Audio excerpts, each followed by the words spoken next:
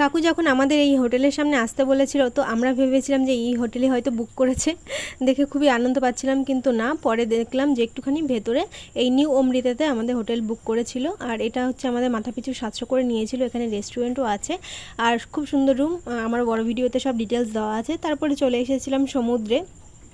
আর আমাদের সমুদ্রে যেতে যেতে 4:30-5টা বেজে গেছিলো বিকেল। ভেবেছিলাম যে হালকা হবে সমুদ্রের পাড়টা, কিন্তু না, গিয়ে দেখি অনেক লোক মানুষ তখনও যাচ্ছে, স্নান করছে, আনন্দ করছে। কিন্তু এবার না, সমুদ্রের জলটা খুবই নোংরা ছিল। আমি কয়েকদিন আগে পুরী গেছিলাম, তার আগে দীঘাও গেছিলাম, কিন্তু এত নোংরা দেখিনি। এবার এত নোংরা কেন জানি না।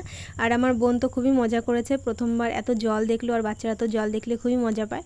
তারপর আমিও একটুখানি মজা করে নিলাম। আর আমার মুখ চোখ দেখে বুঝতেই পারবে খুবই টায়ার্ড ছিলাম। সেই রাত 2টোর সময় উঠে রেডি হয়ে তারপর বেরিয়েছিলাম সারাদিনের জার্নি।